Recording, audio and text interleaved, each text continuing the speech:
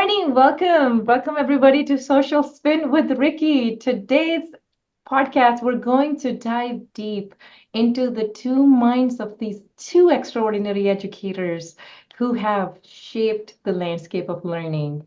We're going to be sharing and hearing their inspiring stories, their innovative teaching methods, and discuss their challenges and celebrate their wins. So these two legends don't need no introduction, but Dr. Sunita Gandhi and John Corippo, I'm still going to do my due diligence introducing you both. Um, Before we do that, with combined decades of experience and wealth of knowledge and a sense of humor that you both bring to the table, I wanted to say that I am so fortunate to have been able to work with you, both of you, here at Kepler and just in general get to know you both.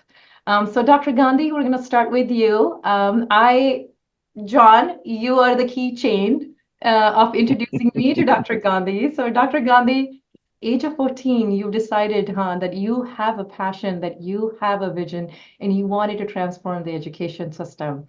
And you decided to do the underprivileged, decided to create a school or to start a school to serve the underprivileged students, getting a degree from Cambridge in physics, and then moving to US, working at a World Bank as an economist, then moving back home to India, serving as the chief academic strategist of your family business, which is the world's largest school system in India, City Montessori, correct me please, Montessori. Montessori schools with 63,000 students, and then forming and founding the Dignity Education Devi Sanstha, which, after visiting 50 countries and evaluating their education system for 22 years, and then now you have pilot program in 16 countries. And I wanted to say, I am very proud as a superintendent, as a CEO for Kepler Neighborhood School,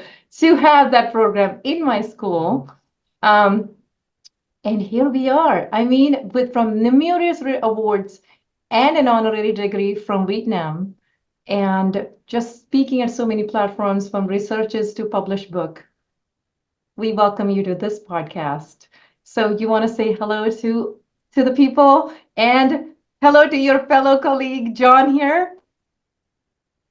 Hi, John. Awesome to see you. Hi, Doctor. It's 2 years, that we invited you to India, and 2 years hence. So lovely to be connected still on education. Hi, Mhm. everyone. All great educators all over the planet, all over California, and all over all the educators of those who are listening to us. Thank you, Dr. Gandhi. And John, now we move to you, huh? John Corippo, the author, the speaker, the publisher of Edu Protocol, the concept that I never heard of. I never knew almost about a year ago, and then was introduced by a common friend of ours. And when I met John, I'm like, I don't know, is this another paid program that we have to buy, or is it or is it something that something transformative? And when we saw John's passion, when I personally saw what he does, I was just not amazed. And I actually requested my board to, let's bring it on. Let's bring it on. And John, I cannot tell you, that when you come to our building, to our school, you hear those halls, they are looking for you. They want you in the classroom. But other than that, congratulations on being on the number one seller on Amazon platform for your Edu Protocol book. In fact, I have it here with me. You give it to Yay. your first time, and then you have worked as a chief academic officer, a chief learning officer for school districts. You've 16 years of admin experience and teaching, educating 60,000 educators. Um, just, I have to ask you, every time I text you, I have to ask you, where are you at? Are you in the US, or are you flying, or like, you're in between planes? But I wanted to say, John, this guy has always made sure that he's serving the community right. And he does it with just no greed. He does it with passion. He does it with what he wants to do that he had never seen in the classrooms before. And if you come to my school, and I am testifying on behalf of all the children and staff in the community, that our scores have gone up, that we ever since we introduced both of these programs. So let's dive. John, you want to say hello to Dr. Gandhi and to the Hi, viewers? Dr. Gandhi. And Hey, I just John. want to give a preview to this conversation. I think it's going to be so exciting because, I mean, Dr. Gandhi, World Bank superintendent of 50,000 kids, right? And yet here I am. I don't even have my master's degree, and I was a C student all the way through. And yet, what's common between us, what's common between us is the love of learning, being inquisitive, sharing, being gracious, right? And so we're like a walking Venn diagram, and the middle part is satisfied teachers and students that are growing in a positive environment. And so I love working with both of you because, you know, the fun of teaching is not programs. The fun of teaching is interacting with people, and how do we do our craft, and how do we make young students successful. So I'm just looking forward to this conversation. Me too, John. And Dr. Gandhi, it is now, I believe, 11:30 p.m. at night in India, and it is 11 a.m. here on Saturday. So educators never sleep, huh? We never sleep. Most of the And work.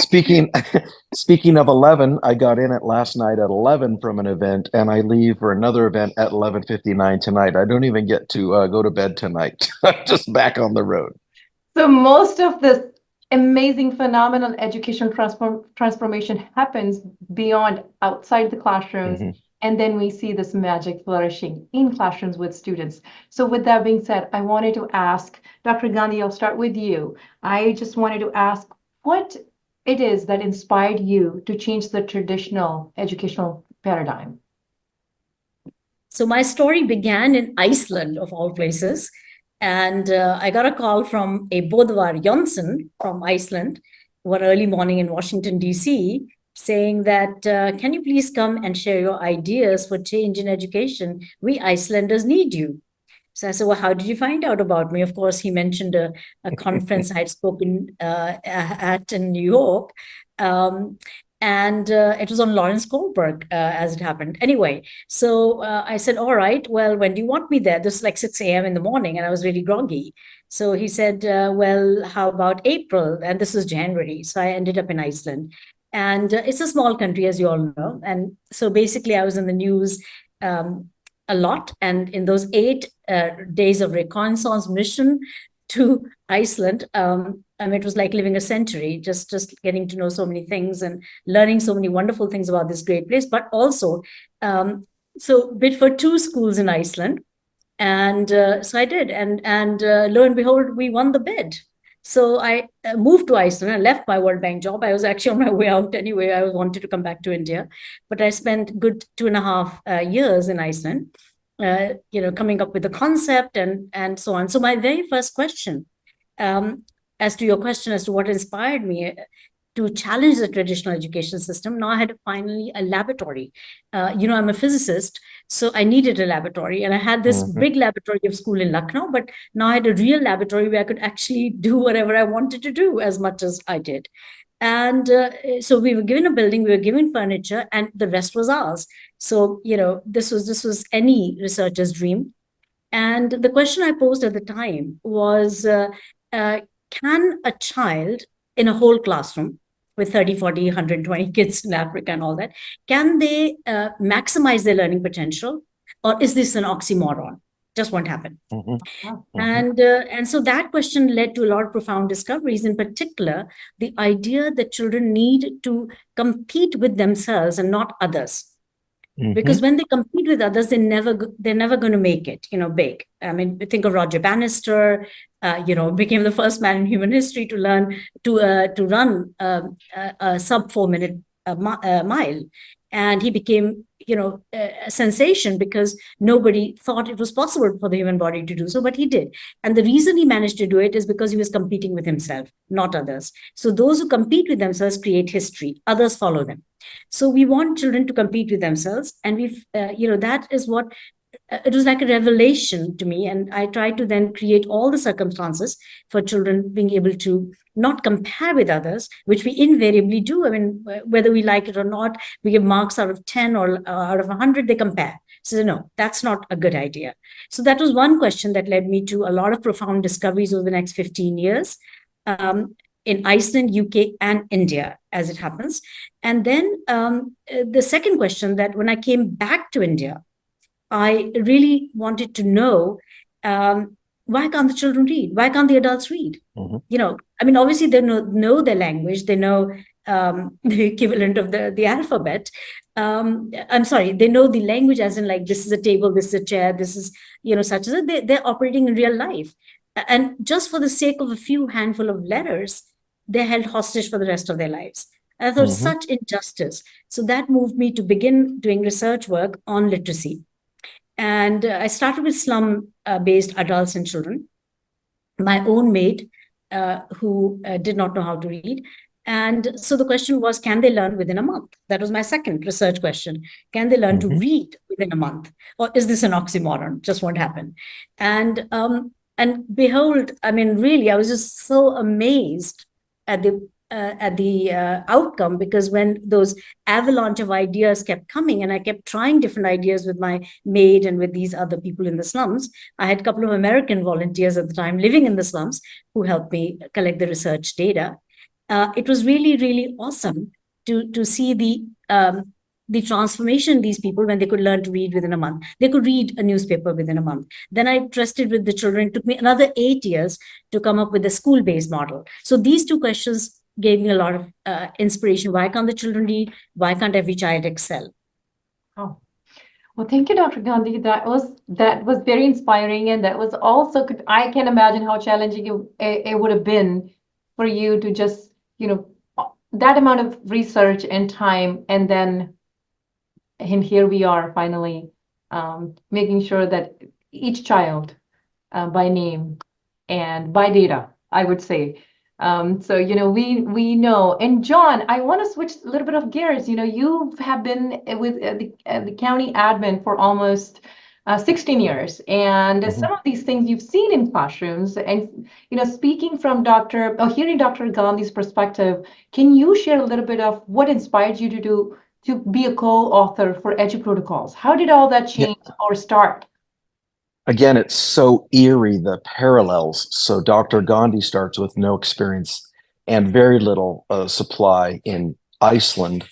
I start doing the exact same thing with no teaching credential in the poorest part of California in a little hamlet called Coarsegold, which statistically speaking, Dr. Gandhi, if this area of California was a state, we'd be poorer per capita than the Appalachians. Right.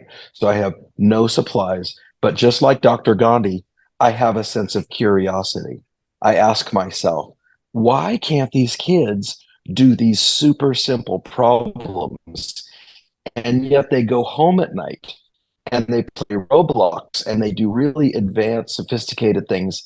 They work on motorcycles, they build things, they get jobs, they go on and graduate, and they're fine. But in school, they can't do the most rudimentary things. And so it's just fascinating to me. You guys are going to hear me reference this several times in this conversation.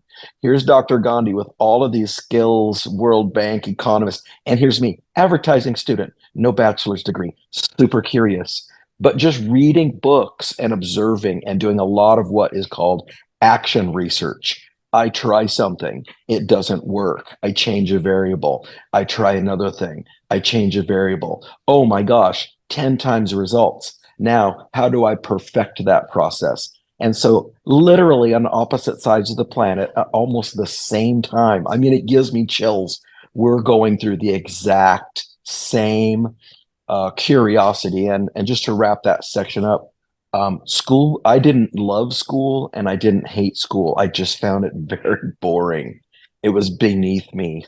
And so now my passion is showing teachers that kids can do a lot a lot more, a lot more, and a lot faster than teachers think. It's almost a mind block for teachers. We're so busy doing the game of school that we are unable to see what's possible. Thank you, John. Thank you. Yes. So this conversation is going to be even more interesting because what are they? So, we saw what you both of you invented, and now let's talk about a little bit about unconventional methods. Tell me Mhm. about Alpha and tell me about Edu Protocols. So John, since I have you here, can you tell me about Edu Protocols? Yeah, well, edu protocols in the simplest sense are just repetitive practices that teachers can use over and over again, which lower the cognitive load for the student. And then the other big piece, and I love this with Dr. Gandhi, in our model, we have the students compete together to raise the class average daily. And that's another little shift. It's collaborative. And kids will say, you know what, Mr. Crippo, if we play again, I'll bet we can get 20 points better.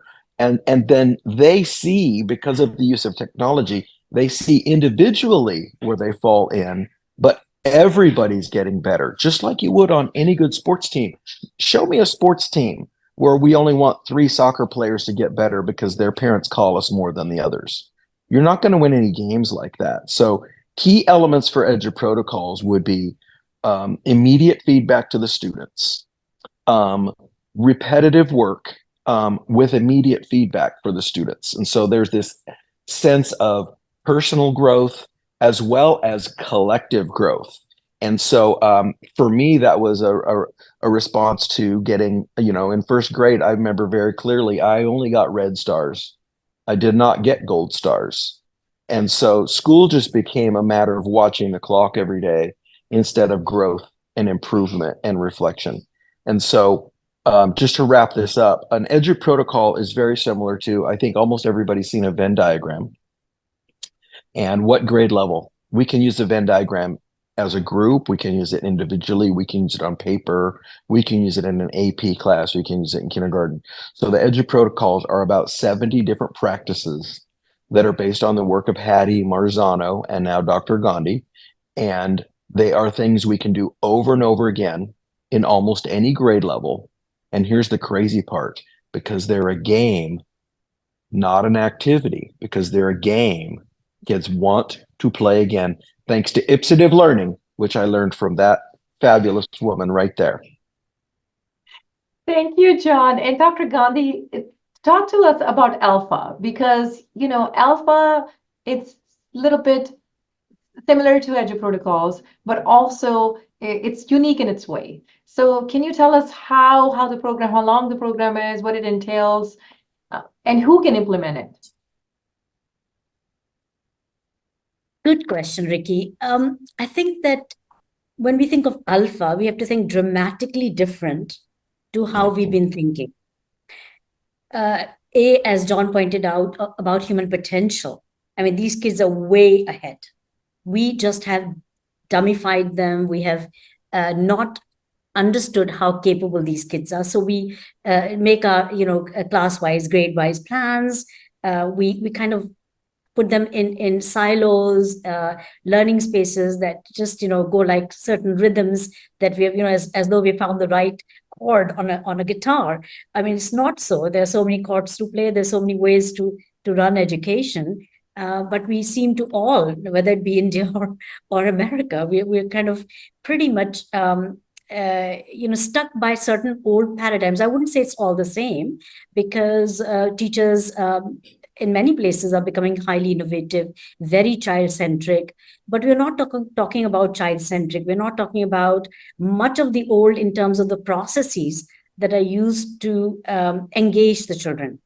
So, Alpha, which stands for Accelerating Learning for All, a terminology I gave this phenomenon, it actually came to me as a huge shock, if you like, that my God, when kids are allowed to do things on their own, they can accomplish Mm-hmm. so much more than when we try to Mm-hmm. direct them and tell them, do this, do that, do the other. and all the syllabuses should be thrown out of the window. I mean, literally. I don't mean you Mm-hmm. have to throw them out because they're good for like knowing No, what the please stay with that. Make them throw them out. The No, I syllabus mean, is for college. It's not for third grade. Let's be real. yeah, let's be real. I think that that's correct. So basically, it was really humble, acknowledgement of the fact that kids are so much more capable. Then how do you draw upon that capability? How Mm-hmm. do you give them the freedom to invent and to create? So here we're talking about not the landline phone equivalent of education. That is, I don't know how many people have the landline anymore, but we kept fixing that landline, and it became sleeker and better and smarter and better voice quality and longer. I guess the wires to the main. No texting on the landline. But there were no texting on the landline. There's no radio and God knows what. I mean, a million things we can do now. Uh, so what we want, we can compare this to Alpha as being not refinement or incremental change to an existing education. Like, sometimes you add this on, you say, okay, we're going to do inquiry based learning, we're going to do constructivism, we're going to do such and such. But it is more about a paradigm shift. It's like something totally different. So here, for Mm-hmm. example, the transaction of learning is not from the teacher to the taught. Now, that's a major difference because normally we see if the teacher doesn't teach, the children don't learn, right? That's Mm-hmm. an assumption. And so we tend to have teachers in Yep. the front of the class, and they may see children in groups and pairs Mm-hmm. sometimes, like think, pair, share, and all that. But actually, the teacher is orchestrating everything. He's the master Mm-hmm. puppeteer, or she's the master puppeteer. And we want to have the children as architects of their own learning. So here we see them in pairs, and there's a reason why in pairs, because when you're working pair, you're 1:1. And whenever you have 3 or 4 or more children, someone tends to dominate.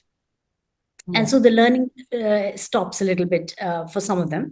Mm-hmm. And there's so many other like advantages of children working in pairs. So of course, it is not a new thing. A lot of people have discovered the joys and the fun of interactive learning, and in particular paired learning also. But it is the fact that it's the modus operandi. It's the way the children learn. And not just that, Mm-hmm. they are put in random pairs, not the idea in most of the research of paired learning. It's like one child will teach the other child. So one child knows, the other child doesn't know. Here we're saying, no, please don't make Mm-hmm. any discriminations of any sort.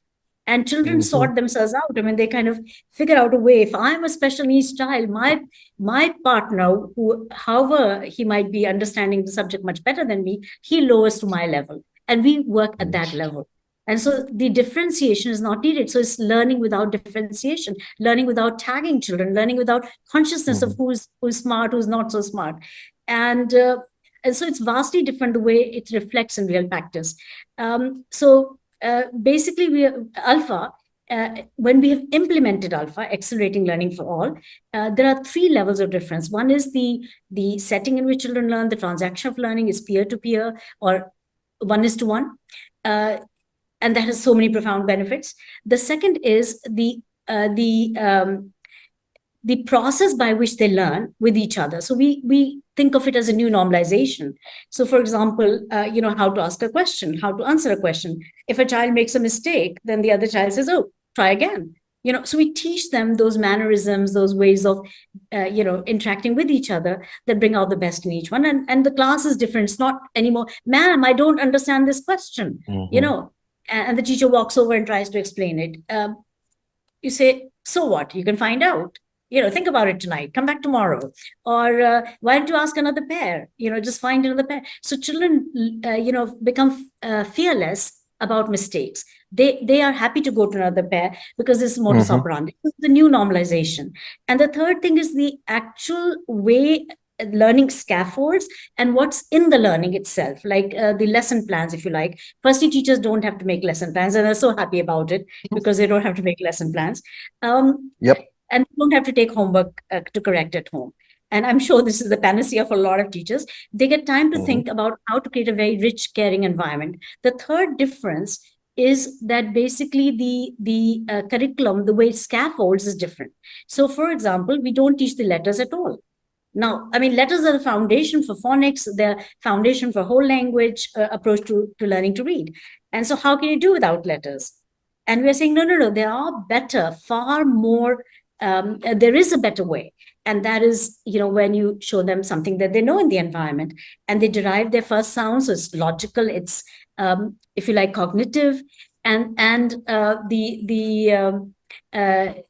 other is also cognitive process, which is to blend sounds. I mean, once you know that a particular picture has a particular first sound, and the children learn first sound of a particular, like book would be b or something like that, right? So they know the sounds and they can derive it by themselves. They know the pictures.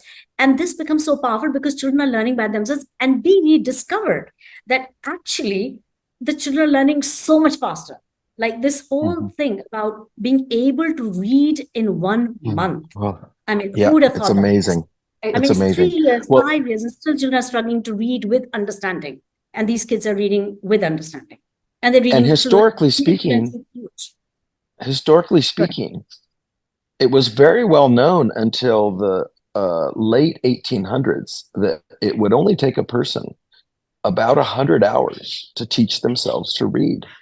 And the thing that changed was publishers, because it's not profitable to have first graders that can read, because what will I sell them for the rest of their academic career? It's a very simple equation. The publishers are not interested in people learning to read or do math more quickly because it's not profitable.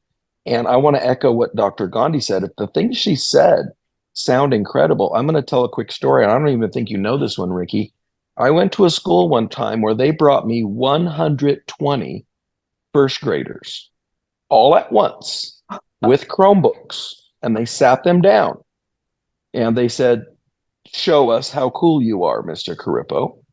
And I said, "Okay, here we go." And I put a link up on the screen for the kids. And this is this is action research experience of what Dr. Gandhi's saying. Now, Rickie, 120 first graders with their teachers are there, but they're in the back. And I put up on the screen tinyurl.com and about 6 or 7 letters. And I said, "Do you guys like games?" And they said, "We do." And I said, "Do you want to play the game?" And they said, "We do." And I said, "You need to type those letters in."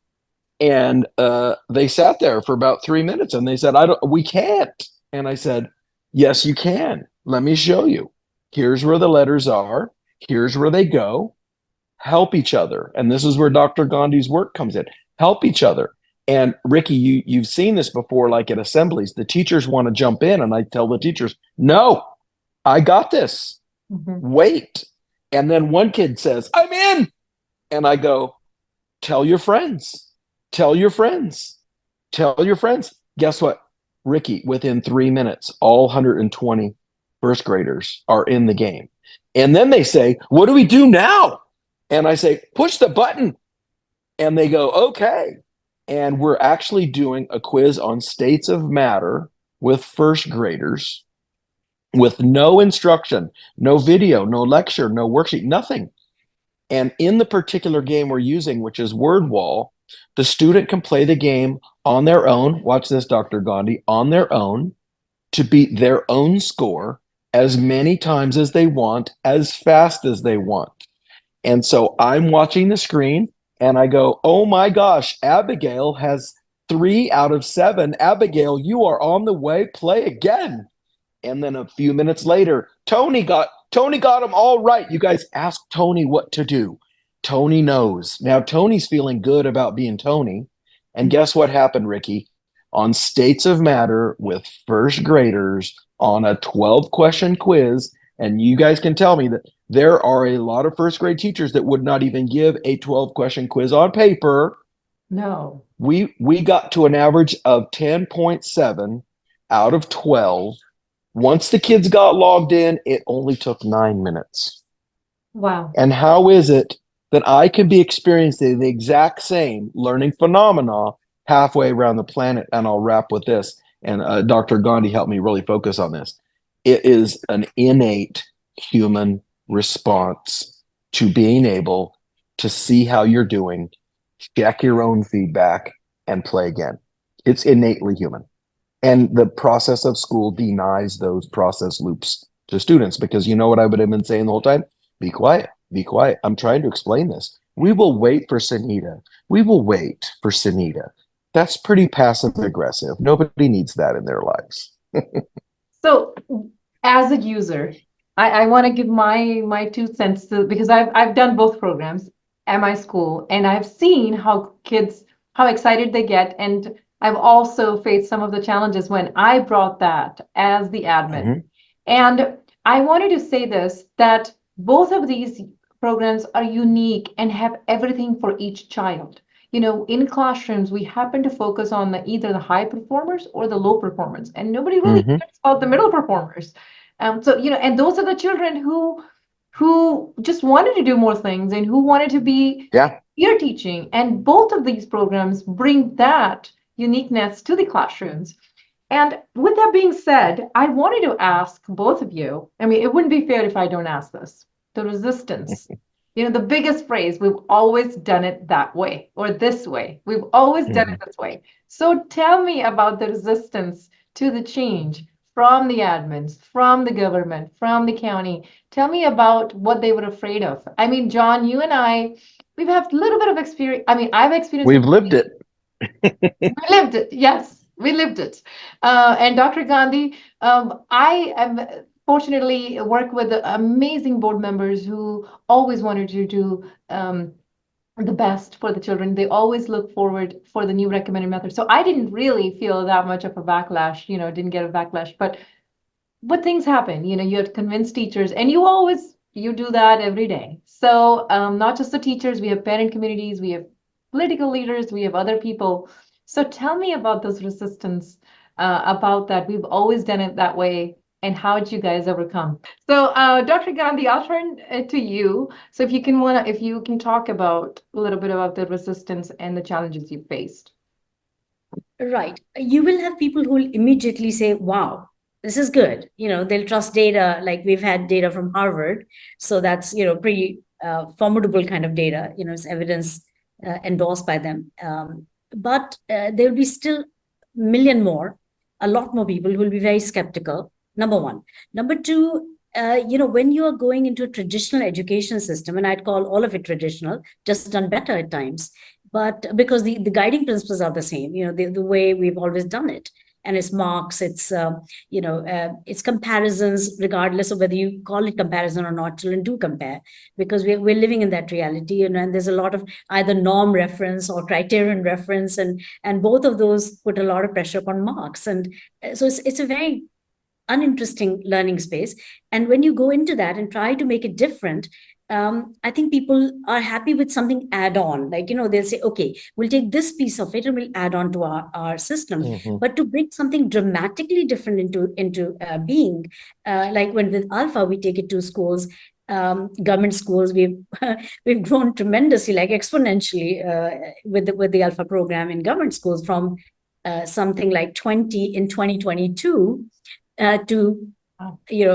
Don't be surprised, 15,000 government schools right now. Yeah. So how is that, possible that, in a traditional system, you're able to implement change? And I think one of the reasons why they do believe, and I'm not talking about the challenges now, I'm talking about the opportunities. So, when they can see their children learning within a week, they see transformation in their classrooms.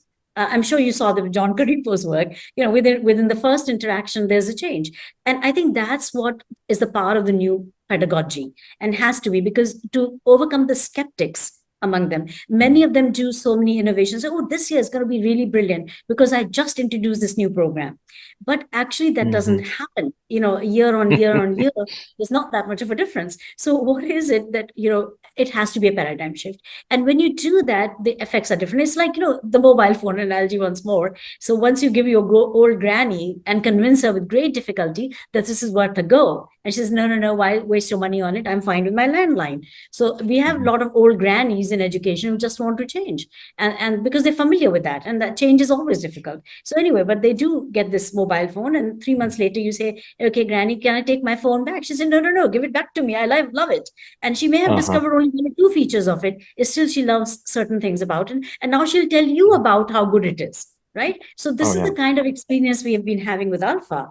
Wherever we've taken it, that we initially get that bit of skepticism and say, okay, now the government has agreed, you do it, please try it, or this particular management has agreed, you do it. So in a way, yes, a lot of it happens at the top, at the policy level. If the policy is very restrictive, teachers are very fearful. You can't just go to a teacher and say, go change.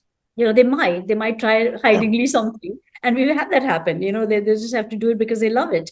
But at the macro level, the change will only come if it is acknowledged and accepted at the systems level. And for that, we need to Mhm. create demonstration value, and we are. So I'm really grateful that Rickie is doing it in her school, Kepler School, and was gallant and brave enough to take it, and for you, John, to propose to her, which is also gallant. So I think we need more gallantry around education. We need people who are willing to give it a go. So challenges are there, but they're not so formidable if you think of the opportunity. Mhm. And John, resistance, speaking of resistance, thank you, Dr. Gandhi. Yes, absolutely. When you tell them that your child will be able to read within a month or so, they're excited. And the question is, are you ready to accept the challenge? And I am grateful to work with educators and individuals who actually said, yes, yes, let's do it, because I cannot Mhm. in your office every day telling you that this child is 2 grade levels behind or a 3 grade level behind. And, I'm proud of those people who've done that and took the challenge, and we have a data to show. And then, Mhm. John, coming back to you about the Edu protocols. So, we lived some of the experience. We lived it. Yep. For the very first day, we Um, had I would exam say time. that I would say that this is where my advertising degree benefits me as an educator. When you bring out a new product, people will say, I like the old one. Why should I invest my time or money in the new one? And I don't know how Starbucks went in India, Sanita, but when Starbucks was getting popular in the United States, all the old people would say, I would never pay $5 for coffee. Mhm. And yet, how did that work out? Because once you taste the coffee, you say, ooh, that's different. That's better. And now a lot of the people that said they would never pay $5 for coffee are happily paying $7 per coffee. The other problem is though in education, um, have we all seen a movie where the overseer of a school has a like a death grip on power, right? We've all seen that movie. The overseer of the school, even in Harry Potter, you can't do this, you can't do that. And so there's a pronounced sense. I would love to hear your take on this, Dr. Gandhi. In education, we are not a meritocracy, we are a seniority.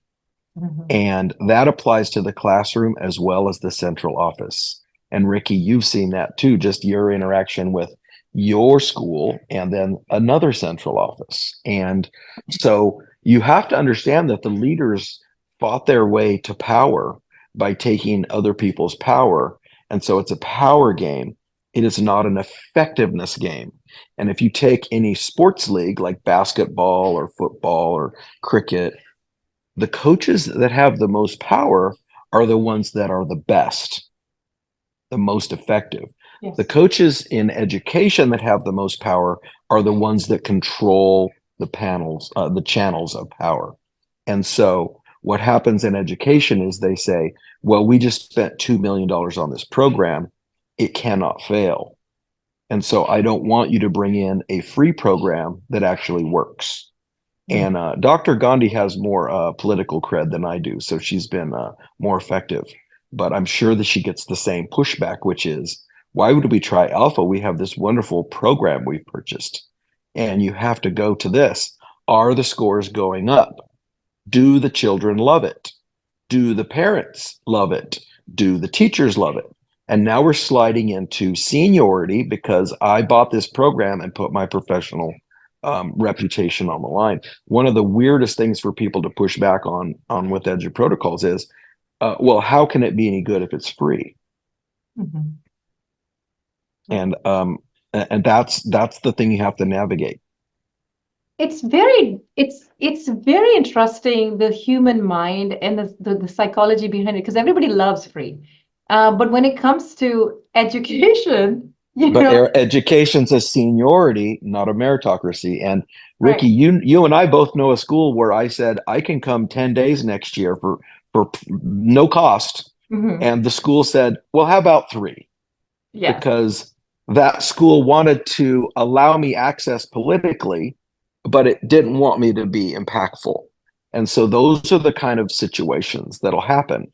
And again, I would love to give it to Sanita after sharing that input. Do you see similar reactions from people? This is impossible. Where how are we going to possibly do this for free when we've been spending millions of dollars on it? Yeah, this is all the paradigm shift, issue in our minds. I mean, when telephones came out, they were horrendously expensive. Only the elite could afford it, right? So, I mean, we have to deal with the reality of it. That when we're looking at very thin booklets, this is my Alpha English booklet, this thin, a total of 40 pages. Exactly.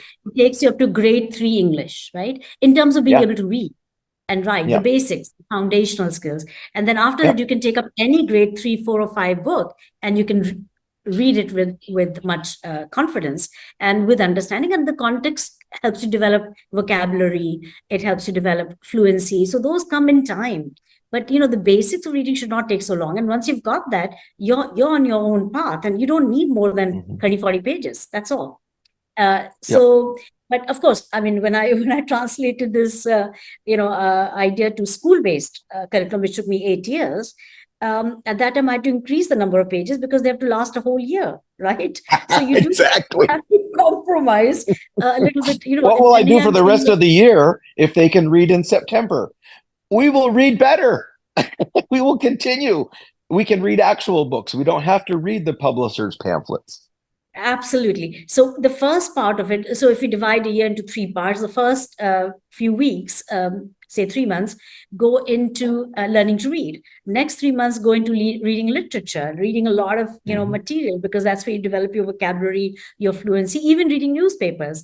And third part Mhm. is gets into writing, into creative writing, because once your thoughts are formed, writing comes more easily.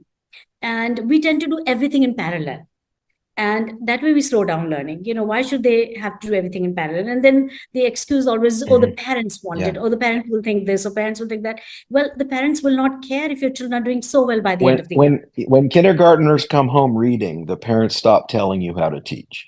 It's that simple. And I got a Absolutely. couple of quick real life examples. If listeners are saying, I want to believe what John and Sunita are saying, I'm going to give you 2 quick examples. As you guys know, I travel to a lot of schools. Rickie, I went to at least 4 fourth grade classrooms last year. This is fourth grade, and they're starting multiplication in January. When are we going to do division? And that means that the calendar is gone for fractions and decimals. So imagine walking into 5th grade having no firm grip on fractions and decimals. Meanwhile, the California standards say we're teaching algebraic concepts. You're done. Okay.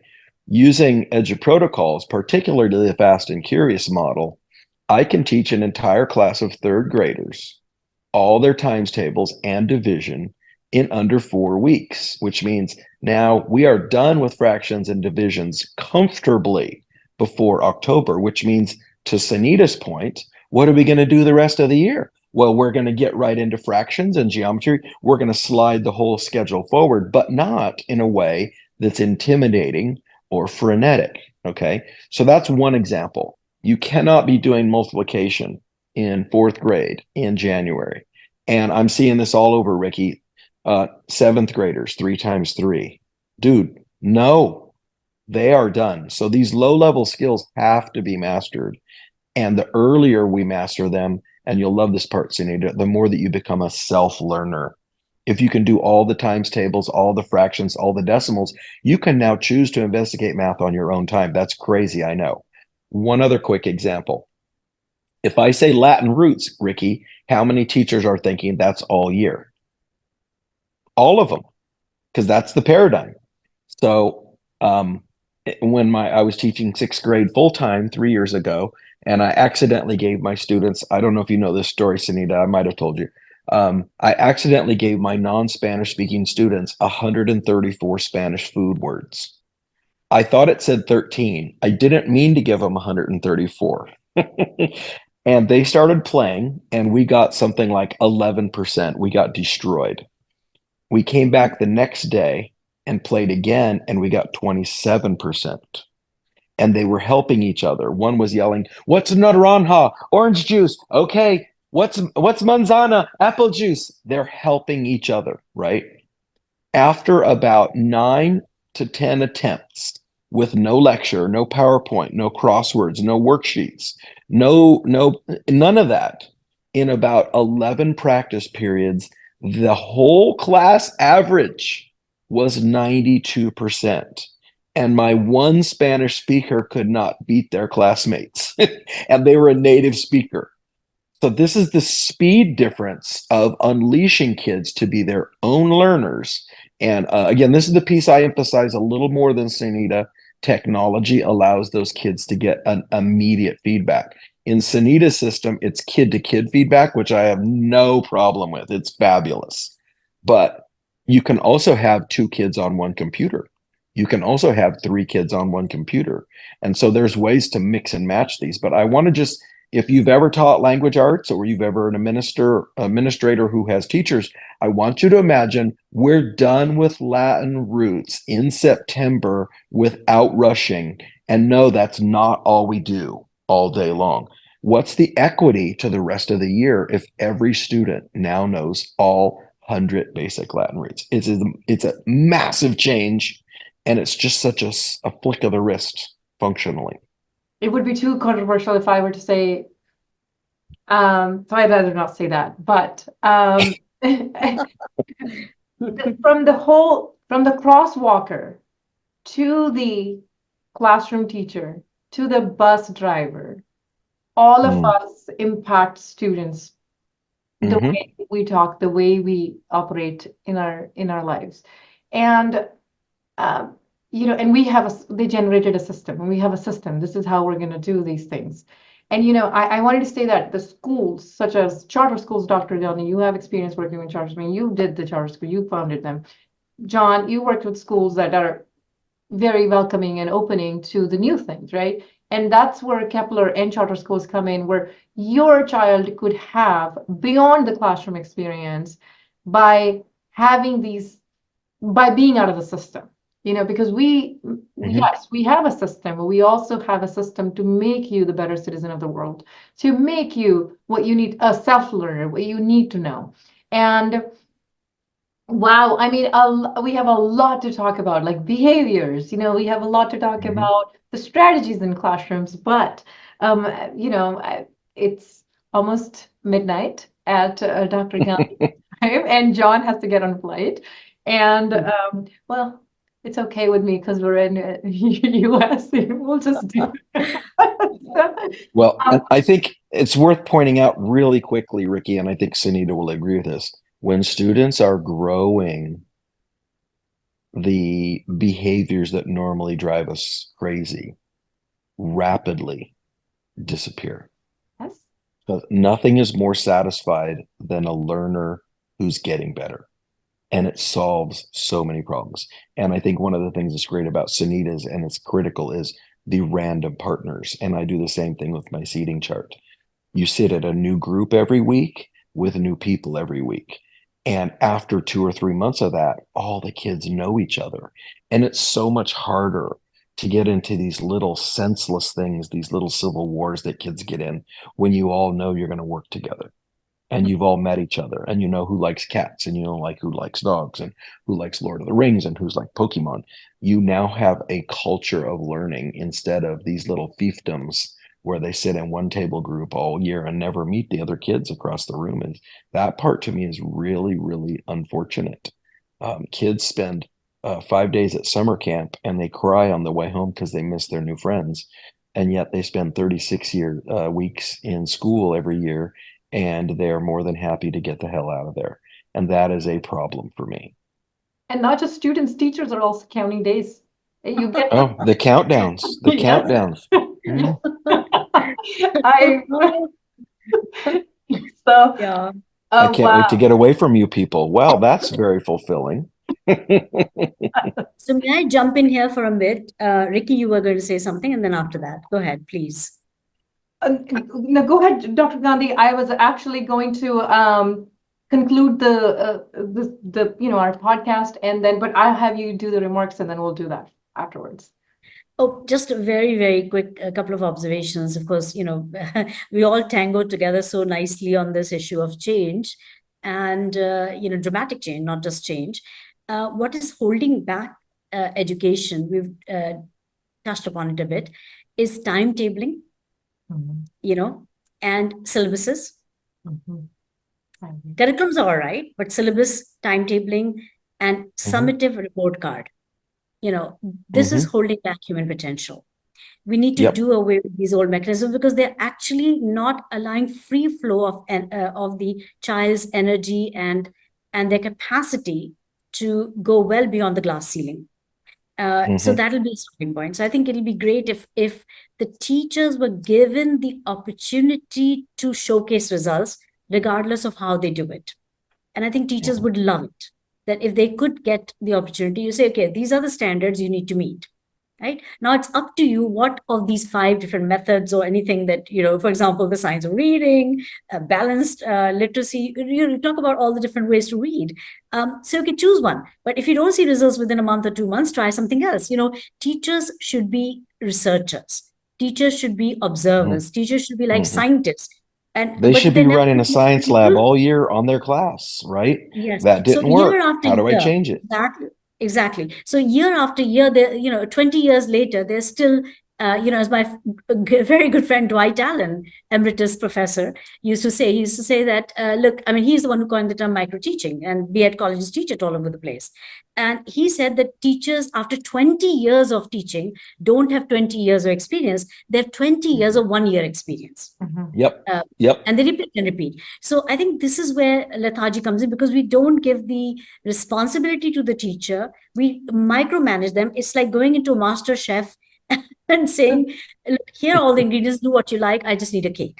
Instead of saying, do this first, do that next, and it might be a disaster. Then say, okay, who's responsible? Obviously, the one who gave the recipe. So let's work on it's soul killing. It's soul killing for the teachers, and they get burned out and they get tired. And the kids, if you have children of your own, the kids pick up on that no matter how hard you hide it. And absolutely, and teachers are not excited about life. Children are bored. Yeah, it's an absolute cancer goal. Absolutely. Teachers are really struggling. And I think this is just not the right way to treat a teacher. So, I mean, this is all over the place. I know that wherever I've been and fortunate to work, it's the same everywhere. It's like nurses everywhere. It's like everybody in that particular category. Anyway, so the other final thought is that, education is not all about academics. And this is really an important realization. We've sort of touched upon it, but still, the idea of a holistic education. So, John's talked about group work, and I'm talking about paired learning and mainstreaming paired learning. It's so joyful to learn with each other. See, we are teaching them the formula how to be with each other and to work with each other. So it could be another child, another day, another child, another day. We're not there to orchestrate, okay, you're going to sit with so and so. To some extent, that naturalness that comes from being free within a system, it's also very, very powerful.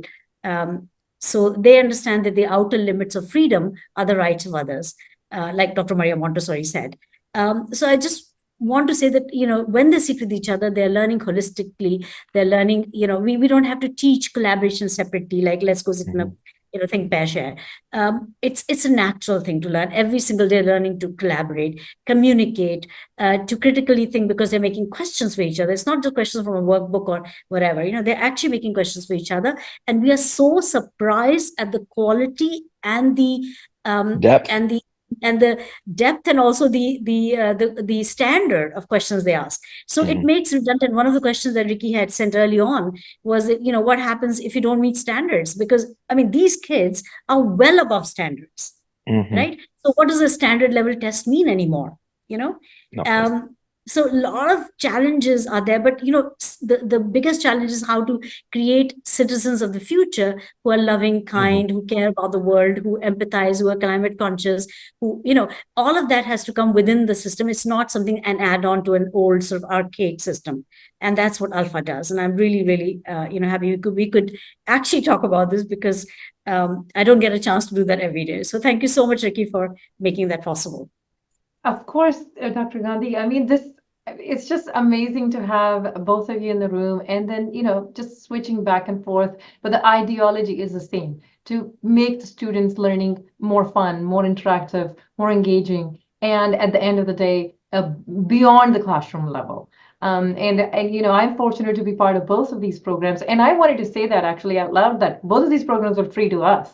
Very, very, very minimum. So minimum charge that too, because John, you were just going to provide it for free, and you are already amount of service hours that you did last year, but we found a middle way to do that. But I mean, John was here last year, my school all day, and Dr. Gandhi, your team and you supported Kepler and many other schools for free of cost. So educators are not after money. They're passionate people. They're compassionate people about educating kids and making a change. And that's you two are the living examples of that. So with that being said, wow, a lot more discussions to go into this and about this.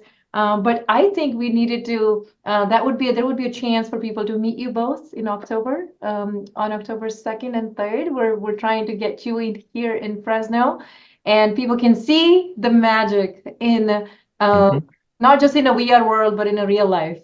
Yep. And we're doing that. So I wanted to thank you, thank for your love for learning, for your dedication to these to our children and to just children of world, because you guys were basically very sitting in a very different parts of countries.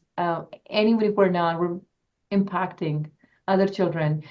So I wanted to say, wow, what an enlightening episode, first episode. And with that being said, looking forward for October 2nd and 3rd interaction, person to person, in person interaction. And then also, I wanted to say that we are just looking forward to have these programs into the schools, because schools are not just classrooms. Your child is spending 8 hours a day, 5 days a week, 180 days here with that person. So we wanted to Mhm. make sure we take accountability and responsibility. So I wanted to encourage our viewers, if you, whether you're an educator or whether you're an admin or a stay-at-home mom, you need to look into these things. You need to be able to advocate for your child, what it is that you want and how you're helping your child to succeed. So thank you guys. Thank you for Words. that. Thank you so much. Everybody's invited to India, September 23rd to 25th this year for our Ed Leadership Conference and a global learning laboratory. And so that everybody's invited. I'll be happy to send to Rickie the invite that can be shared with others, and also to John to be shared with others. And secondly, of course, I am making it available for free. So anybody who would like to try it out, please just contact either Rickie or John. That'd be great. Well, thank you. Thank you, Dr. Gandhi. That was so nice of you, so generous of you. John, you wanted to say bye real quick, so we'll just. Yes. So I'm going to have about 100 teachers at Notre Dame University with me on Monday and Tuesday, and we're going to be doing the Edu Protocols Academy. If you want to read up more on this or listen more, there's an Edu Protocols podcast. We have 16 episodes that are totally free. You can go to eduprotocols.com and guess how much our templates are. They're totally free. So yeah, get out there and enjoy. And I really enjoyed talking with you too, and I'm looking forward to our future endeavors. Thank you, everyone. Awesome. Reach out Thank to you. me. Thank you. Bye bye. Take care.